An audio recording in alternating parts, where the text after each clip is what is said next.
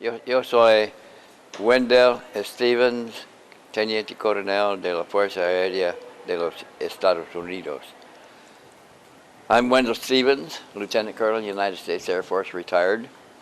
When I came back from the war, I was assigned to Wright Field as a test pilot in the Air Technical Intelligence Center.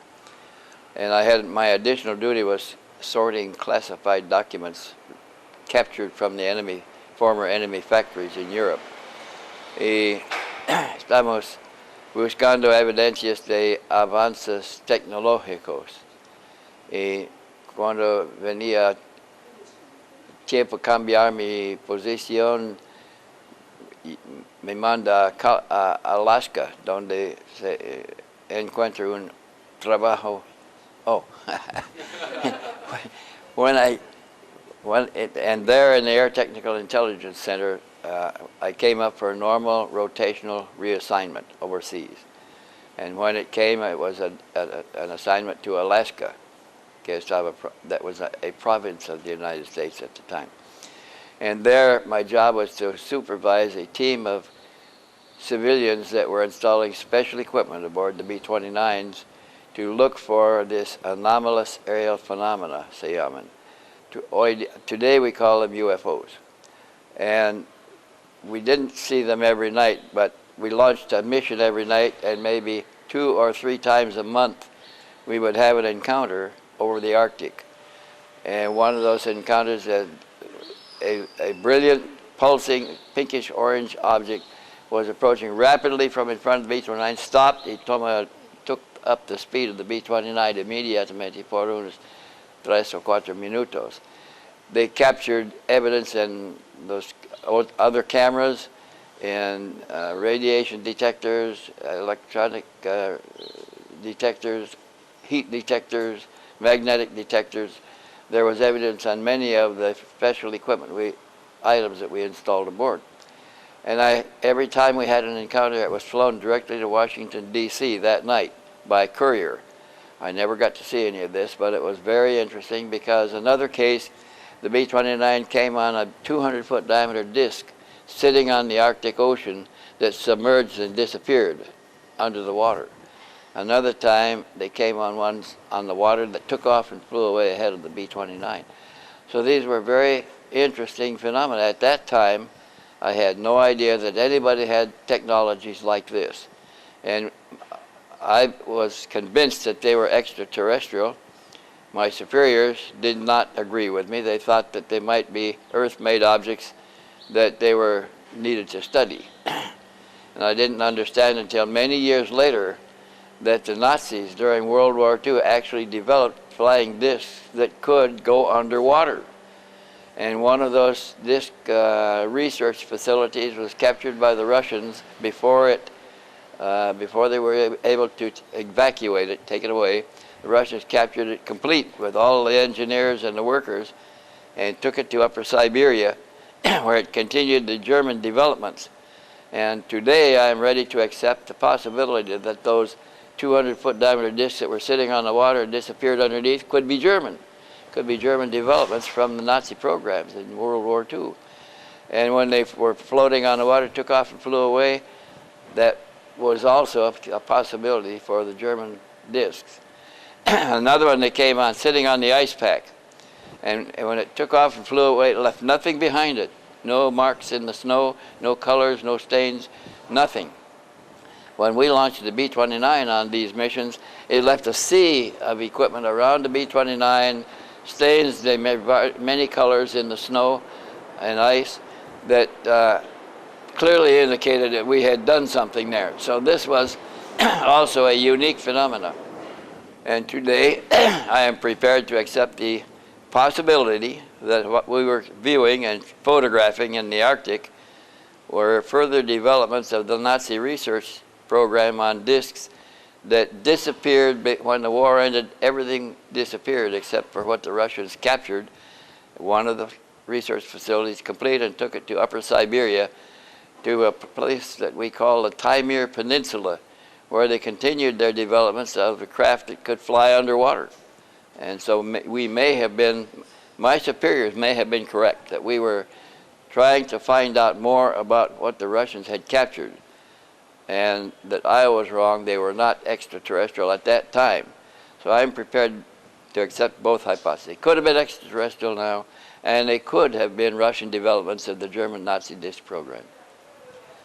And in that position, I was very interested in this new phenomena because my job, my business was aerotechnical research, and I desperately wanted to know more about these vehicles that could take off vertically and descend vertically.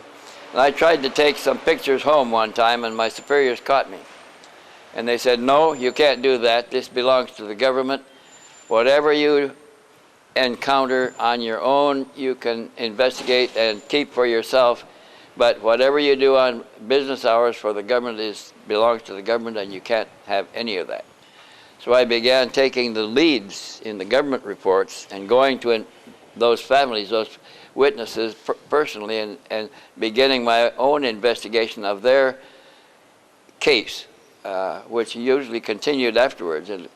And so I was getting more information in the cases that the government was collecting because I was following up on it.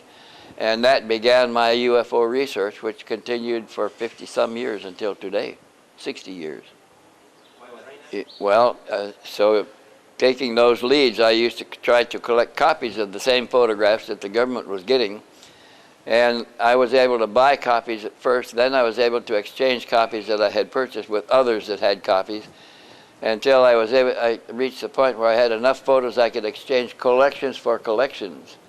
And then I began to collect photos by collections, and the number of photos grew rapidly until I have over 4,000 photos of UFOs in my files today.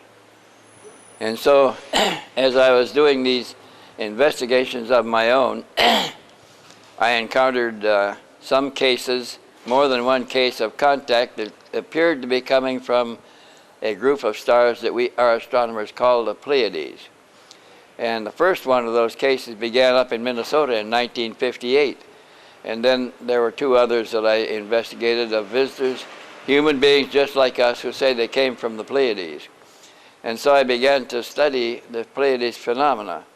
Then when I heard of a case that was happening in Switzerland where they were getting exceptional photographs, I had to go investigate that on my own time and my own expense. And I discovered a man that was taking superb photographs of flying discs in Switzerland. And he immediately told me that they were posing their craft for him to get good pictures, so that his government would examine the pictures, find out that they would be impossible to fake them, and want to know what they had to say. And those visitors from the Pleiades said that they had a very important message for our world, that we were destroying our ionosphere with some industrial gases that rose slowly to the ionosphere, combined with one ion, and it came back, and carrying away the ionosphere, and that up to that time we had lost 6% of our ionosphere, and they wanted him to communicate the message to his government, a neutral power between two Cold War powers, that we were destroying our planet and we must stop. They also told him that these heavy gases, some of them took 10 years to rise to the ionosphere and then descend back again. And they said if we stopped all production of these heavy industrial gases at that moment, the destruction would continue for another 10 years and we would lose 16% of our ionosphere. We didn't respond to this at all. Nobody did anything for another 5 years. And so the last word Billy had is that the mutation has already begun. It's irreversible. The ionosphere is so badly deteriorated now that we are being changed by the cosmic rays that are coming through without filtering by the ionosphere. I went to Switzerland on my own expense, buying airline tickets, and I found a very simple man, a farmer, with only one arm, a broken camera, taking these beautiful pictures with a camera that had been dropped and the focus adjustment couldn't be changed. The shutter speed was a fixed shutter speed, 1/35 of a second. It was a very poor camera for such beautiful pictures. And nobody else with cameras with such poor capability ever got pictures as beautiful as those. Well, I discovered early on that there are many cases of contact by extraterrestrials who seem to be human beings just like us, also other types of creatures similar to human beings, that there was such a variety of cases and so many of them that it deserved attention. It meant that we were being observed by other intelligent societies far more advanced than we were. They could come here and go back. We can't leave the planet yet. So this represented a level of intelligence far beyond where we are now and potentials for us to grow to. We still can't get off the planet, but I'm studying cases where the visitors come from distant planets and other solar systems and then return. And I'm convinced that these beings are not Earth beings visiting us from elsewhere on the planet, that their morphology is different, their faces, different ears, different nose, different eyes, different mouth, different stature, different build. And so there's a great variety of such intelligent creatures visiting this planet and leaving, going back to their home planets. And so apart from the Earth developments, the successful developments discovered by the Germans, there are other visitors here also, very many of them. And so I began to focus on the different cultures of intelligent beings that were coming to this planet, and there are literally thousands, not a few, not dozens, not hundreds. There are thousands, maybe even millions of different intelligent creatures visiting this planet. Some research that was done in 1979 by MUFOS in the United States and CUFORN in Canada discovered that Earth was being visited on a frequency of 70,000 events per year all over the surface of the planet. And that this amount of visitation certainly was something to take into account, to become interested in. And what I'm investigating is a few of these 70,000 events. But what I'm discovering over 60 years of research is that there is a vast amount of intelligent life besides our own here on this planet. They're coming from everywhere in our galaxy and even other galaxies to this planet to examine us because we have not left the planet yet, and they're wondering whether we're going to be able to escape in time to survive as a species. And they are able to come and go. So they indicate that we are laggard, we're slow in our development. We should have reached a stage in technological evolution where we could begin to leave the planet by now, and we still are not able to do so. So we've become a laboratory experiment. We're the rats in the laboratory that are being studied to see if we're going to succeed in escaping the planet before it's too late. And the predictions are that we probably will not. We'll probably perish with the planet because we're too slow. Well, I think that the Pleiades case taking place in Switzerland was the most important because it had the most technical evidence that we could study. We had hard objects, we had metal specimens, we had hair samples, we had crystals, we had ceramics, we had plastics from another society, and we can analyze those. We can learn a lot from those objects that can be studied. And so that case became very interesting to me, and I continued going back to Switzerland over and over for more than 11 or 12 times, visiting and staying a week to 2 weeks in the household with Meyer every time I went there. And I even saw events happening around him. I did not see the craft, but others that were with me did see the craft there, friends of mine. Yes. I was being closely watched in what I was doing for a long time. I discovered that I had several pickups, several microphones in my house. That they were listening to everything I was saying and doing in my home for many years. And I had a friend whose business was detecting bugging devices, and he'd come down and we'd find the bugs and We'd remove them from the telephone lines or so forth, and he'd keep them. We'd notified, one of them was made by AT&T, and had AT&T part numbers on it. And he called AT&T and told them we had their device. And government agents came to him, took the device, and told him he could go to prison for moving objects. This was a tap in my line, for removing the object from my line. And we found another one later in a different place. The next one we found out in the box on the street. We removed that, and then we found one up on the telephone pole where it goes from there into the box on the street. We removed that, and each time government agents would come to my friend's house and threaten him with prison if he touched such objects again. So I believe that there were more in my house than we found, because they always knew who I was talking to and what I was saying. Sometimes my conversations were played back to me over my telephone when they were warning me not to do this or not to do that. They told me to stop my activities, to stop looking for UFOs, that it's none of my business, that I should stop immediately and forget the whole thing. And I was even picked up twice by intelligence agents and taken to an intelligence post where they grilled me. They questioned me for hours. And I finally came to a conclusion that I'm not going to get out of there until I agree to whatever they wanted me to agree to, which was to give up UFO research. And I would agree to give it up, and then I'd be quiet for a month and then go back into activity.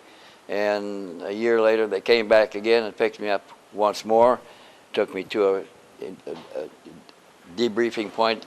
The office they took me to was a very strange office. One of them was in Tucson, and when they drove me down in a white car to a popular street in Tucson. They turned the corner and pulled up in front of a building like a government barracks building. It was a wooden building with small offices on the ground floor. They took me up the fire escape on the back, unlocked the door and put me in, took me down a hallway 2 doors to the left, unlocked another door and put me in. There's only a desk in this room, no pictures on the walls, a desk and a telephone, 3 chairs, one behind, one on the side, one in front. They put me in front. One agent took a seat over here and the other one behind the desk. And again, they argued and they threatened and they pounded the desk and yelled at me, insisting that I am causing problems that I have no business causing and that I could lose my retirement pay and a lot of things. They never went that far, but they did scare me a few times. And I tried to follow their rules for a long time, and I guess I'm probably busting them a little bit by telling you all of this now.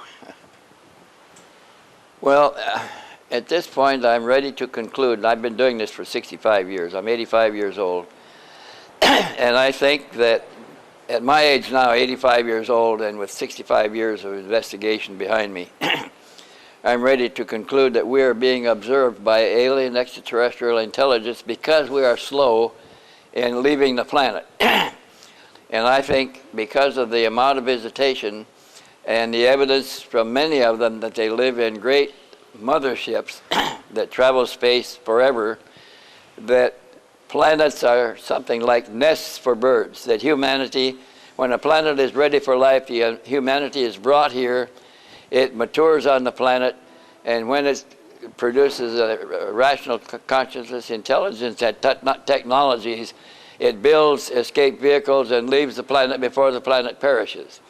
We're at the end of a cycle. Our planet is getting ready, is about to perish here. Everything is running out. Water is running out, land is running out, everything. And so we are at a point where we are being forced to leave the planet, and we have not developed the technology to do so.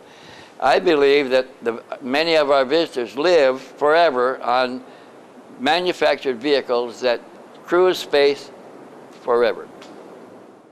And because so many of the intelligent visitors are different from each other, they all seem to be different from all the others. In 115 cases that I examined in great detail that lasted for years, each one, all of those were different from each other except for 2. 2 of the 115 cases came from the same place, Reticulum. All the rest were from different places, had different ships, different technologies, doing different things, completely different from all the others. And I believe at this point that this is another example of the infinity of the Creator, that it's like no two leaves the same on a tree, no two snowflakes the same, no two grains of sand the same. It's an example of the infinity of life and creation and being. And there are no two alike. Of all the visitors to this planet, of the 70,000 per year, there are no two exactly alike. No two planets alike and no two solar systems alike.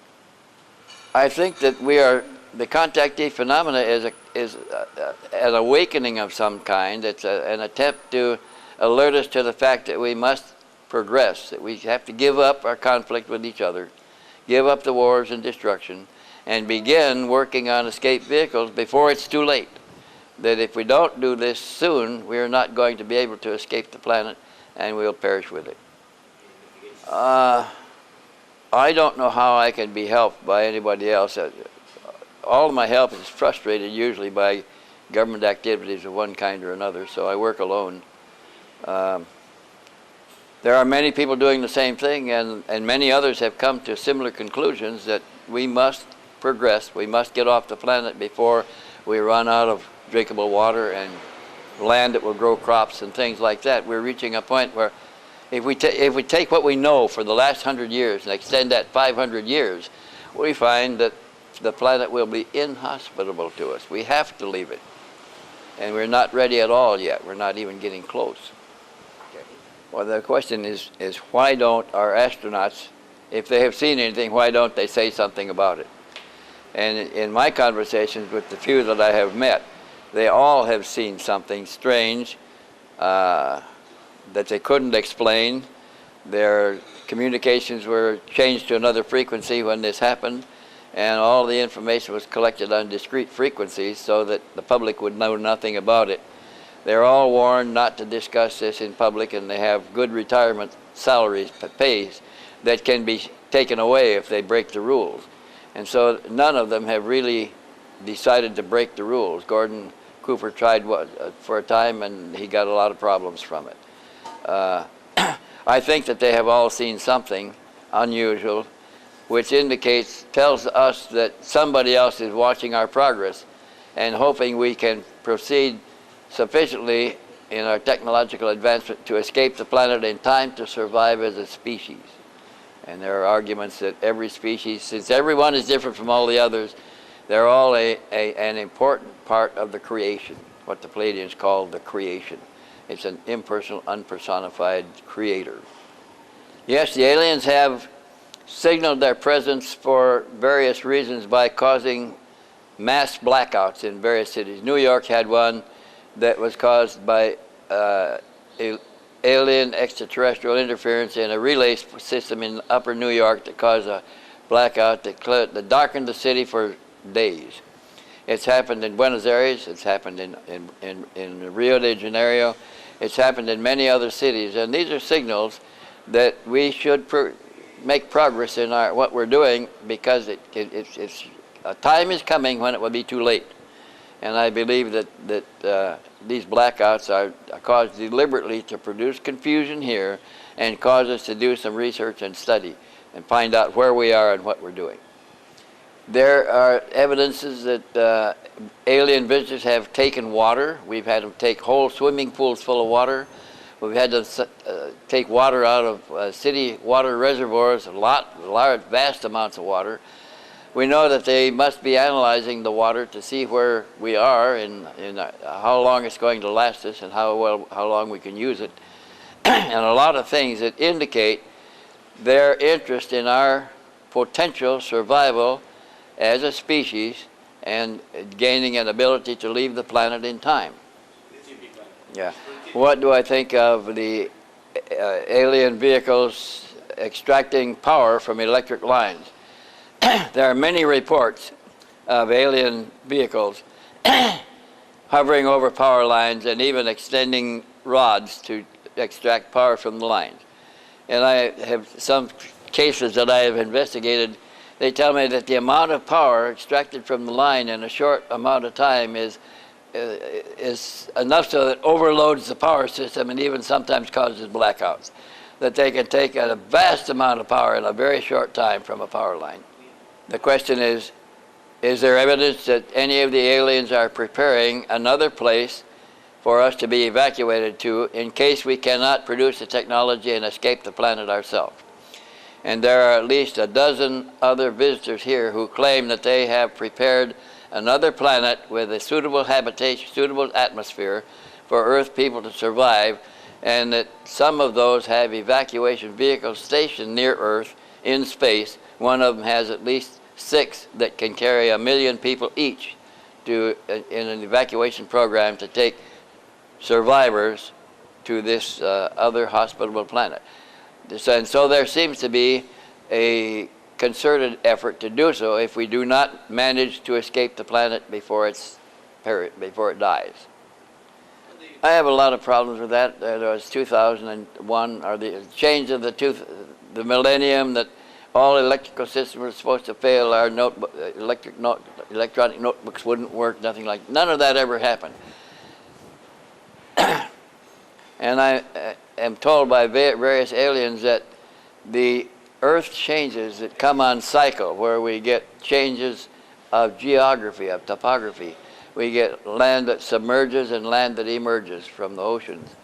And they said various extraterrestrial visitors have told us that those movements of the tectonic plates that take place on cycle have already begun. And we're beginning to feel the effects of them in our extremes of weather that we're sensing now. More floods, more droughts, more snow, but no snow. We're seeing, we're told that there are areas, for instance, of the United States, the northwest part of the United States is going to become a desert area because the jet stream is being shifted south by we're being told by the extraterrestrials that our weather patterns are changing as a result of the beginning movement of these tectonic plates, and that the northwest part of the United States will become a desert, and that the desert part around Tucson would become subtropical. It's beginning to change. We're beginning to see more rains. We're beginning to see the desert turning green. I think that they're beginning to see droughts in the northwest. But all of these are calculatable because of the predicted shift in the atomic plates. We know that the western part of the United States is going to submerge. It's going to subduct under the continental plate. We know that the continental plate is going to crack in the middle because of this, and will produce water in the central part of the United States, ocean water. We know that there's land that's going to emerge in the Pacific and maybe more in the Atlantic as a result of the shifting of the plates. That has already begun. And it will take a few hundred years for it to complete its action, but there will be great changes and movements in society as this progresses. Okay, what do I believe in God at this point after talking to extraterrestrial visitors for a long time who do not have the same God? They don't have a personified God. As a matter of fact, I made a list of 20 points in common, and one of those is that they do not have a personal God. They all see something impersonal and universal that the Palladians call it the creation. And the creation is the result of all that is manifest and unmanifest. And all that is manifest and unmanifest in sum is the creation itself. That it's a force that grows continually, that is not personal in any sense. The Palladians tell Billy Meyer that we all have our contact with the creation internally. We do not need intercessors. We don't need priests. We don't need ministers. We don't need anybody, any intercessor, anybody between us and the creation. That everybody can make contact with the creation directly, and that because of our direct contact with creation, everybody can cure himself of all of his ailments if he understands the creation. Yes, the question is, am I familiar with any planet visitors that are aware of the devas, the gods of the Hindus? You know, 8,000 years ago, India was being visited by visitors from the stars, flying what they call vimanas. And there were so many different vimanas, visiting India at the time that they classified them with bird names like pheasant vimanas, duck vimanas, goose vimanas, parrot vimanas. And there was even a time when the king of India was carried in a vimana to observe his armies in battle in the field between his armies and the armies of Ceylon. And so the Earth has been visited by extraterrestrials way back in our most ancient history. They've been observing us. For you, is the same extraterrestrial than angels? Are one and the same. Oh. Okay, the question. And so at this point, I'm prepared to conclude that extraterrestrials and the beings that we call angels are one and the same phenomena, that in different form. Because of the variety of visitors, and they're all different from each other, we have the solid, palpable creatures like us, and we also have less palpable creatures like angels from everywhere in the created universe. And the created universe is vast. It's not just our galaxy or our system of galaxies. There are literally millions of galaxies having billions of planets in each one, and there's life everywhere. I think the Catholic Church has been aware of the UFO phenomena for a long time. I'm told that now, and we're trying to get some verification of this, that when President Eisenhower was visited by extraterrestrials in Muroc Air Base way back in 1953, that by the second day of the visitation, he decided he should share this with senior church members. So he sent word down to the Bishop of Los Angeles, Bishop McIntyre, invited him to join the meetings with the extraterrestrials in a hangar in Muroc Air Base. Bishop McIntyre was flown up to Muroc, joined the meetings, and sat as an observer and listening to the discussion that was taking place. And when the meetings were over and our security people tried to swear everybody to secrecy, Bishop McIntyre says, I can't take but one oath, and I've already taken it. That's to God. I don't take any more oaths. So they said, well, can you promise not to reveal what you have witnessed here? And he said, I can't even promise that. My compact is with God. So they said, well, please don't say anything about this. It's not good for the public to know. But he went back to Los Angeles, packed his bags, bought a ticket, and went right to the Vatican and reported the whole thing to Pope Pius XII. The Pope Pius XII, and after that meeting, created a new entity in the Vatican called the SIV, Società Italiana Vaticano, to investigate the UFO phenomena. They already have Bishop McIntyre's report, and they have been collecting information ever since, and I think they probably have the biggest collection of valid information in the world, in the Vatican, in the SIV, and they're just not sharing it with us. My information, I began researching the Nazi Kugelblitz program that began way back when Hitler was coming to power in 1938. And there was a time when, after World War I, when the German factories were destroyed, and we went in with aid programs and rebuilt new factories and new production lines and facilities. At that time, there were many German engineers out of work, and they had gone to university and colleges to learn. They were trying to find the underlying forces behind the physical forces that we work with in our technologies. And they began to get answers in the metaphysical library in the University of Vienna. There they found two women that were doing the same kind of research, and one of them had become a voice channel and the other was a moderator. So the German engineers began asking questions of the voice channel and getting sensible answers that they could verify in the metaphysical literature. So they began to concentrate on these communications with this extraterrestrial intelligence and wanted a closer contact. And eventually a meeting was arranged, and representatives of those extraterrestrial society met with German engineers, and a relationship developed. It so happened that those extraterrestrials had been observing Earth for some time, and they observed that we are a particularly belligerent society. We're always at war with somebody. And they thought it was because our societies were not mixing very well, that only the rich people the affluent people could buy a ticket to ride on an airliner or a ship.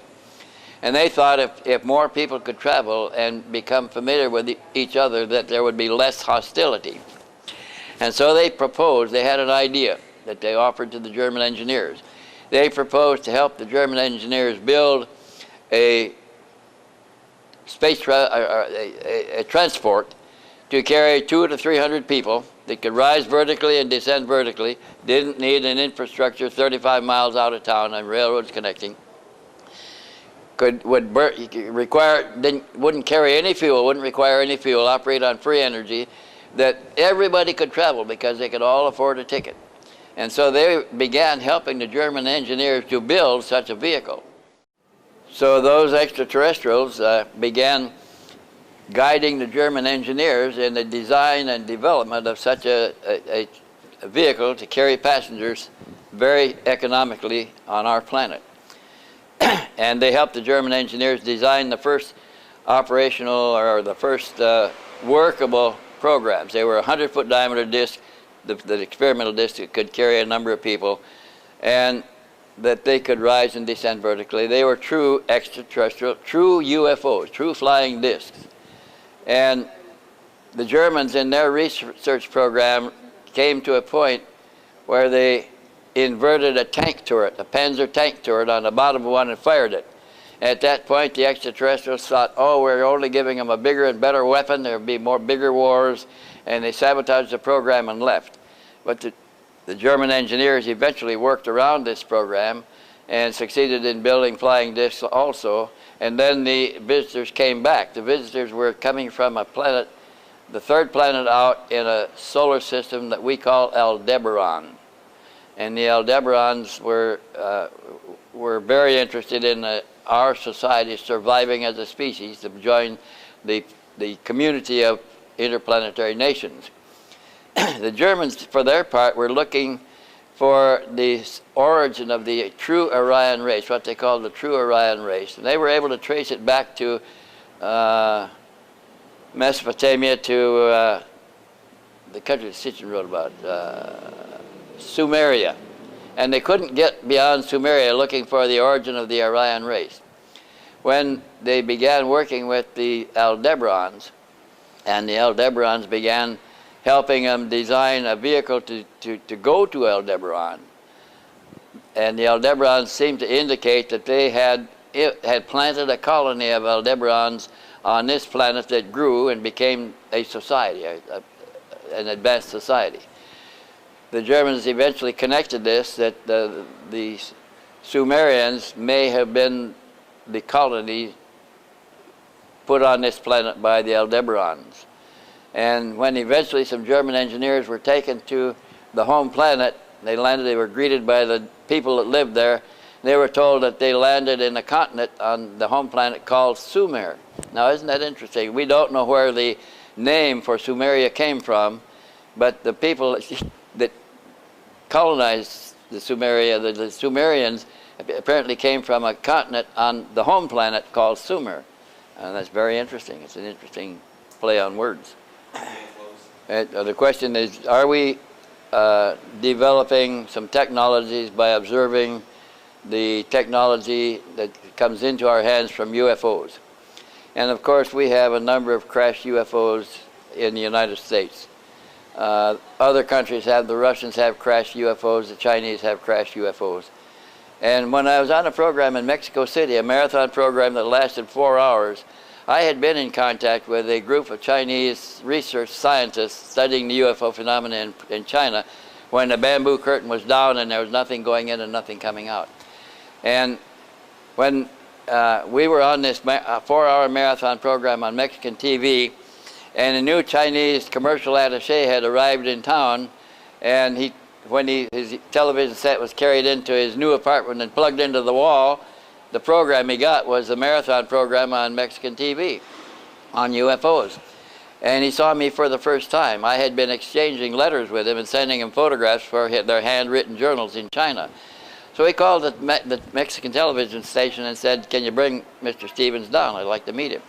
And we went down there the next day, and we're in his office. They locked the door, they served tea, and I'm trying to start the conversation. So I say, "Sun Shi Li, can you tell me if your government has crashed UFOs? He says, of course. And I said, I started to say, what are you doing with them? And he interrupted me and he said, but of course we're not doing the same thing with them that you are. We're all back engineering. But he said, you're back in engineering to develop technologies to use for military purposes. He said, we're back engineering to design the airliners of the future. And he goes back to the same thing that the Aldebarans would work in. He says, we want to build a commercial airliner that will carry 200 to 300 people, rise and descend vertically, and carry no fuel. Well, that's exactly what the Aldebarans had in mind. So now the Chinese think that if they can produce such a vehicle, they can sell the airliners for the world from China. And can you imagine what would happen to the economical conditions of the world if the Chinese were able to produce the airliners, which is really one of the key elements of the economic base of the United States. We build the airliners for everybody. If the Chinese were doing that, the whole economic system of the world would shift overnight. And so I said, have you had any success in this? And he says, yes. He says, our back engineering has produced operational small test vehicles that can rise and descend vertically. And he says, we're working on a bigger program to build the airliners of the future. And I thought that was very interesting. He's coming from the commercial attaché from China to Mexico. Wow. That was important about that meeting we had that time, Don. So she told me something, but never this kind of tell things. Yeah. How old are you? 85. What is the secret? Live a day at a time and don't live for the future. You can waste all your time living for the future and really never get there. You only have one day. Yesterday's gone, tomorrow's not here. If you live one day at a time and do everything you want to do in that day for that day, you don't get old. Most people at age 60 begin to think, I'm getting old, I'm slowing down. So they begin to get old and slow down. You don't have to do that. You're programming yourself to die in a few years. You don't need to do that. You practice any kind of sport? No, I just do what I want to for one day at a time, only living today. Yes. And this is it. This is all I have. Yesterday's gone, tomorrow's not here. And I'm enjoying the day. It's great. The food?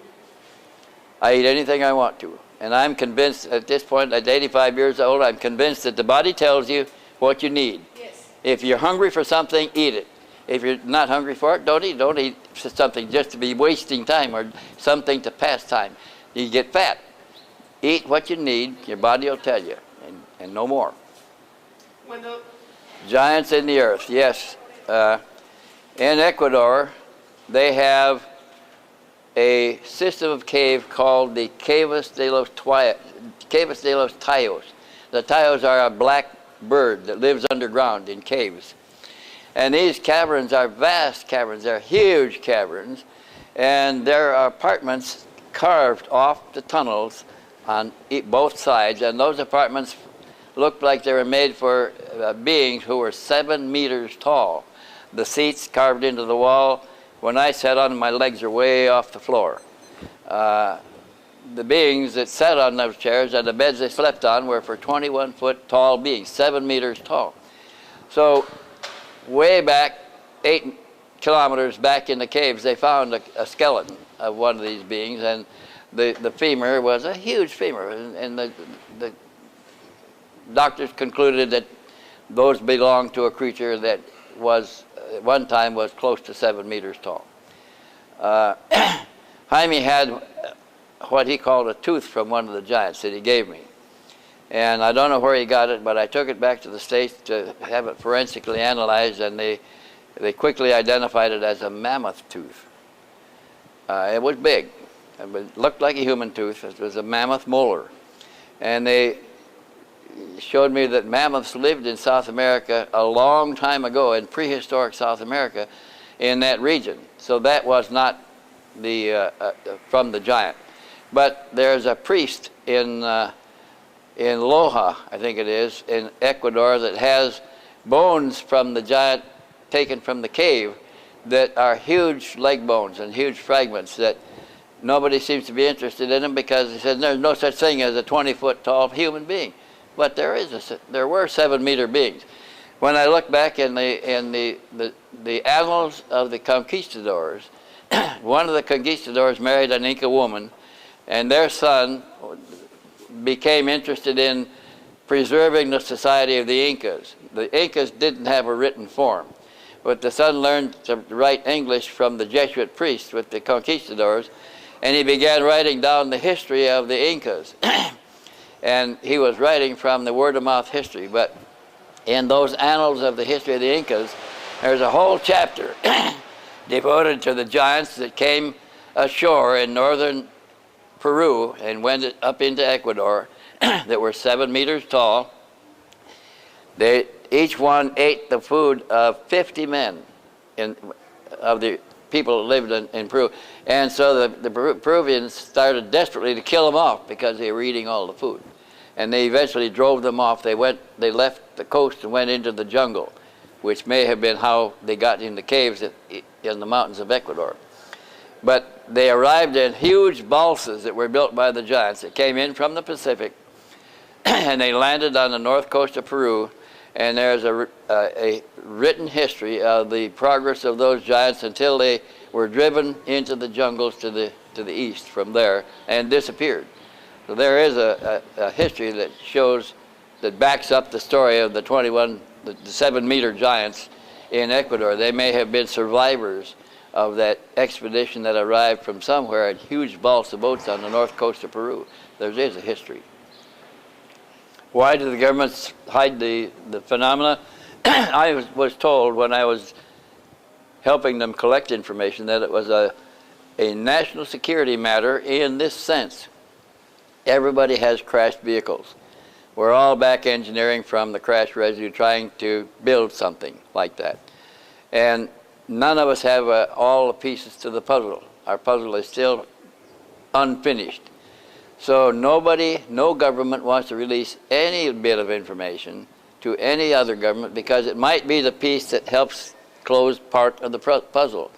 And so we protect what we've got so they don't get it. We want what they have, whatever we can get, so we can see what we can do to our puzzle. And in that sense, it's a national security matter because the one who closes his puzzle first will dominate the world. And nobody wants the other one to do it. We don't want the Russians to do it. The Russians don't want the Chinese don't want us. So we all guard all the information we have as closely as the government can manage to keep others from learning a little bit more about the phenomena that might help them. I think the powers behind all of this may be interesting. It's the money people that finance all governments, the ones that create and stop wars. They decide who the winner of a war is going to be when they create the war in the first place. They make money on both sides. They're the ones that are really governing the planet, and they make and break governments on the planet. They tell the people that are in contact with them that they already have contact with extraterrestrials, that they have a base on the moon that they can go to and come back, that their contacts with their extraterrestrials are friendly, that their extraterrestrials want to see this planet grow and create the escape vehicles in time to survive the planet, that the planets have shorter lifespans than species, and that if we don't leave the planet in time, we're going to die with it, that they don't want to die with it any more than anybody else. So they are interested in our progress as well as the extraterrestrials are, and they're working together to try to bring our economies where right now they're trying to get a one-world government, and there are many facets to this. One was unifying Europe, another one is unifying North and South America. A step is the American Union that is being discussed now, where Mexico, Canada, and the United States are going to be unified. That's another step. Then South America will be unified. China is being unified. They'll control the whole Orient. And at some point, they're brought together where we create a one-world government, not the United Nations, because nobody accepts them as speaker for the world. We will eventually produce a one-world government that will then, the aliens will help us guide us in building our escape vehicles and joining the community of intelligent planets freely cruising in space. Other species types that have already left their planets and are freely traveling in space now. And they want us to join them also because in this infinity of creation again, the Earth species is a uniquely special creation that exists nowhere else in all of creation, and the loss of any part of creation is a loss to the creation itself, and it doesn't want to do that. So the impetus is for this species to survive and become space life like all the others at some point in the future. I think the younger generation should collect information, pay attention to what's happening. There are physical events that come on cycle that change the face of the planet here. Life will survive because it doesn't happen overnight. It's a progressive process that allows those who choose to move to make the move. Those who choose to stay with their homes and not leave will perish with their homes. But they don't really, all they lose is the physical body. The spiritual impetus here continues. And life on this planet is a spiritual life to begin with. The physical experiences are only a part of it. And so the impetus is for the life intelligence to survive. And we should all be aware that we are an increment of that. We're all cells in the body of the greater intelligence that makes up this planet. There's an intelligence for a city, for a family, for a city, for a continent, for a planet, and even bigger for solar systems. And we're part of that scale of intelligence. Do you believe in reincarnation? I believe, yes. I am convinced that reincarnation, that a physical incarnation is only a day in school. Yeah, you know, my last physical incarnation, I'm aware of what it was. I was the son of an Englishman that created a boys' school in Marblehead, Massachusetts. And the British were governing the early United States at the time, and General Howe was the governor of our area there. When my father died, I inherited the boys' school. And my school was being paid by the British government, and General Howe, they represented law and order and safety. And the revolutionists were the hippies of the day that represented disruption and chaos. So I was using the boys in the boys' school as spies to find out what the revolutionists were doing and reporting to General Howe. I was caught and hung by the revolutionists at that time. And my body is buried in Marblehead, Massachusetts, named Wilfred Brown. Yeah, it's very simple. How did you get aware of this? By several means. At one time I was studying reincarnation. I began looking at my past histories and collecting them. One time I began making a list of them, thinking if two incarnations fell on top of each other, they would kill the whole idea there is no such thing.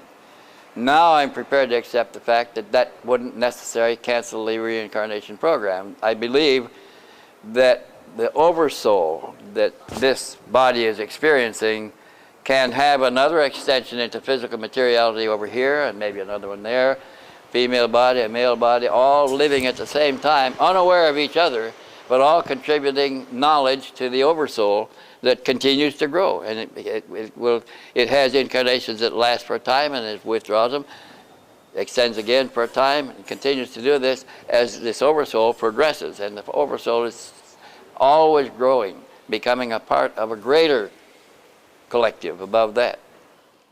I've been interested in Pedro Romniak for a long time. He's an old man.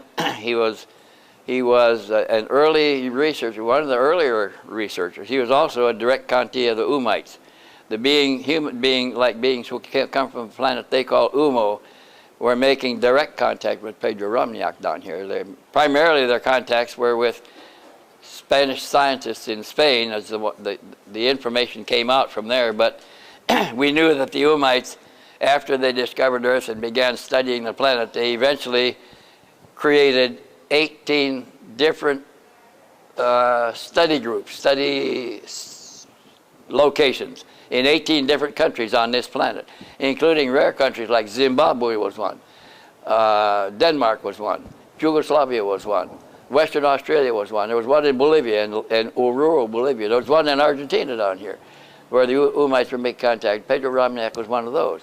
There were others in Canada and even in China that the Umites were studying. And once the Umites learned the first language, which was French, and then moved to the Pyrenees and learned Spanish, with their technology they could learn other languages rapidly in only a matter of hours. And they began to teach earth sciences in their schools on UMO and preparing expeditionaries to come to UMO to work in these missions that were studying Earth society. Because of the extreme variety in life and species on this planet caused by our short lifespans, we have the shortest lifespan in this part of the universe, of our universe, about 1/10 of what's normal. 1,000 years is normal lifespan for progressing humanity. Ours is less than 100. And so we become the laboratory rats. We're a laboratory condition that can be studied in a short amount of time here. And so species come from everywhere to watch our evolution because of our restricted lifespans. Well, let's see, where was I going with this? I was trying to explain something. Anyway, so because it was reincarnation. So when I began doing the research, I was prepared to give it all up if I found two. Now I'm not convinced that that's necessary, that there can be other simultaneous incarnations, even in, could be a male body here and a female body over there with children and something else over here in different countries simultaneously. And so I believe that incarnation is the oversoul extending itself into physical materiality to gather experience for that oversoul, and that there's another stage above that where a bigger collective gathers from more oversouls. And it's a constant pyramid to eventually arriving at the creation itself, which is universal. It includes all life of all kinds. And so in some sense, we are related to all the life on this planet. We're related to the animal life and to everything else. And when we needlessly kill an animal, we are like cutting off a little finger. We're going to lose some of our potential by destroying that life form, the gathering experience as well for the planetary soul, or the planetary consciousness. You know, Olga mentioned something about the Hindu philosophy. When I was living on Taiwan, there was a Buddhist temple down the hill from my house. And my young daughters were going down there and talking to a Buddhist priest. And I said, how do you talk to him? And they said, oh, he speaks English. So I went down there with him and I met him, and they were, the people around me, my Americans were telling me that the Buddhists had 24 gods. So when I got in the temple foyer, there was 24 statues in different colored robes with different colored faces. One had eyebrows that grew to his navel and different things. One had a white face, one had a red face, another a black face, and another a flesh face. And so I asked the priest why they need all these gods. He said, they're not gods. He says, those are images. They represent virtues and vices. They remind us of our virtues and vices. He said, we have one God, and he is not image. He's too grand and too great to be put in image form. But he said, he's speaking of the creation. He already knows what it is. So I said, how did you learn in English? He said, here. I said, you have instructors here? He said, no.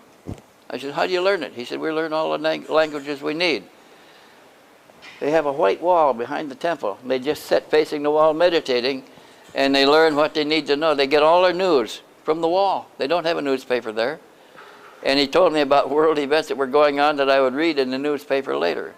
So there are many approaches to this God phenomena, the universal intelligence that the Palladians called the creation. And I like that word better than any because it's impersonal and undefined.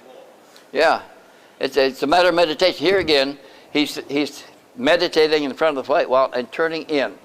Inside of you and you and you, every one of you have all the consciousness you need. You don't need to go to a college. You don't need to go anywhere except to help you remember.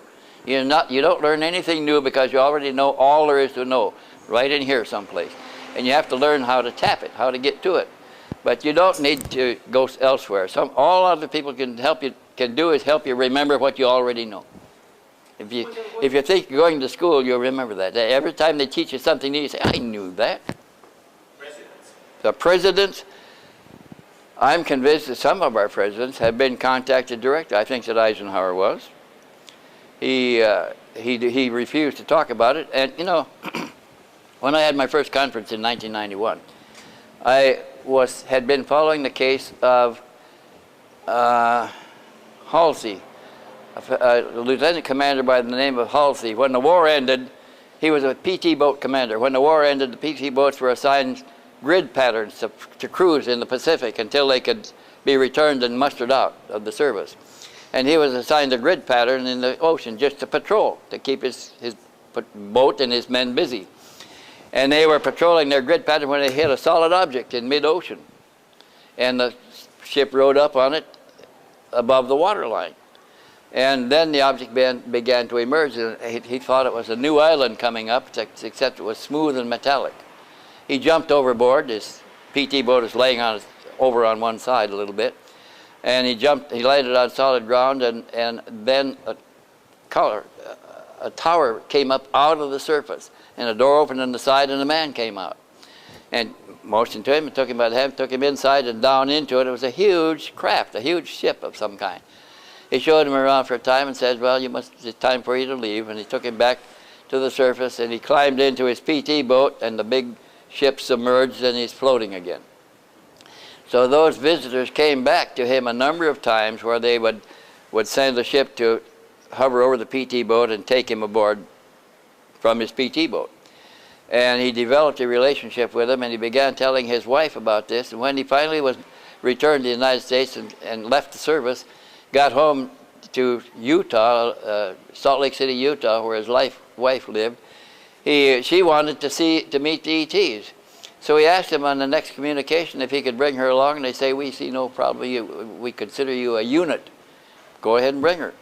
So he took her to the next rendezvous meeting, and they would meet them in remote places. The ETs would give them a rendezvous point, which would be a vegetarian restaurant or something like that in another city, and they'd drive there, go to the restaurant, and meet them. And so he was meeting him with his wife, and then he disappeared. We didn't know what happened to him. So I called his wife, Tarna, and asked her about the contacts. She said, oh, yes. She said, I met them personally. She said, I met a Venusian man and woman and also a Martian man and woman that they brought to the rendezvous. So she said, I know that there is intelligent life on both of those planets. And I said, can you come to my Congress and tell about this? She said, I would be happy to, but she said, there's more to it. She said, after President Eisenhower had his meeting with the extraterrestrials, which was only rumor at the time, that she and her husband were invited to Washington. Being a Navy commander, he was reporting his contacts directly to Naval Intelligence. So when Eisenhower got back to Washington, he went to intelligence and says, how many more contacts like this are going on? They gave him a list. So he began calling those people on his list, one by one, to the Oval Office in the White House, the United States, for a one-on-one interview quietly in the Oval Office with no other witnesses. And Tarna Halsey and her husband are sitting there, and the president is asking them a lot of questions about their contacts. And she tried to ask some questions about his, and he scowled at her, didn't answer. Finally, she said, well, Mr. President, we believe you had a contact too.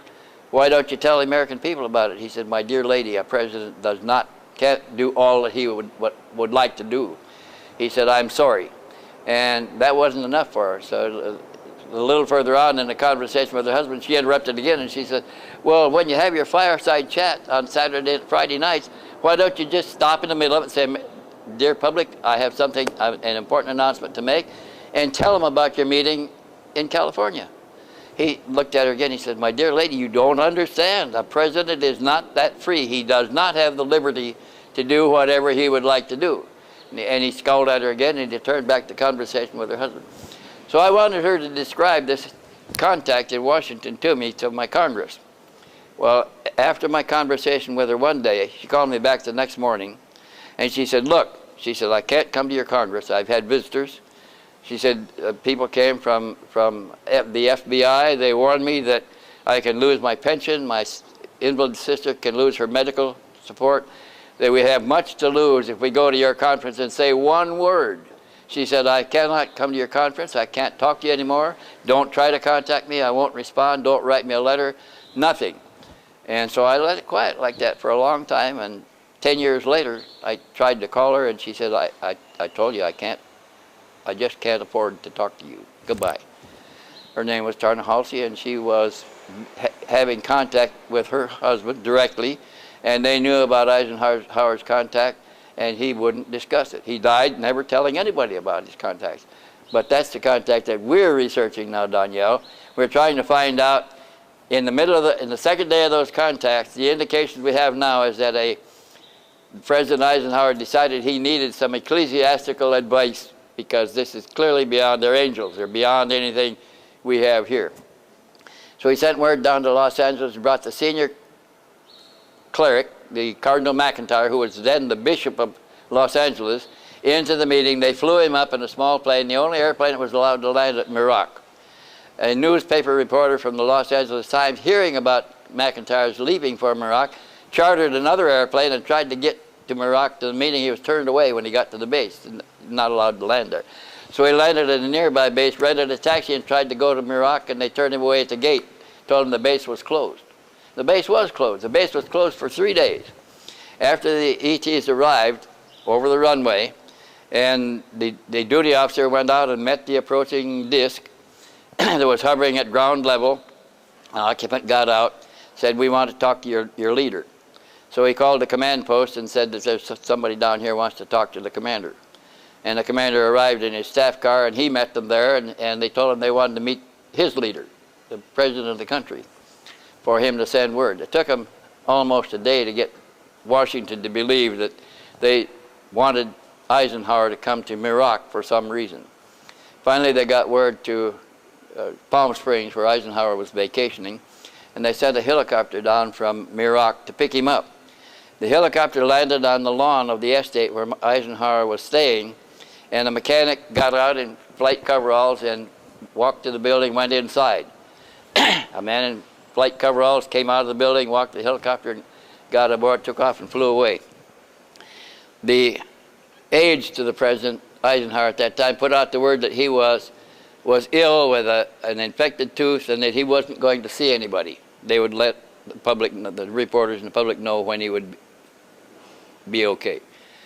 For 3 days, they kept turning people away, telling them the same thing, that he has a badly infected tooth. Then the helicopter came back, and a man in coveralls got out, walked to the room. Another man in coveralls walked back to the helicopter, and it flew away. That was Eisenhower being returned. He had changed clothes with the mechanic on the helicopter and went to Merak aboard the helicopter. When he came back to change clothes again, and the mechanic went back on the helicopter and went to Merak. We have some evidence of that witness.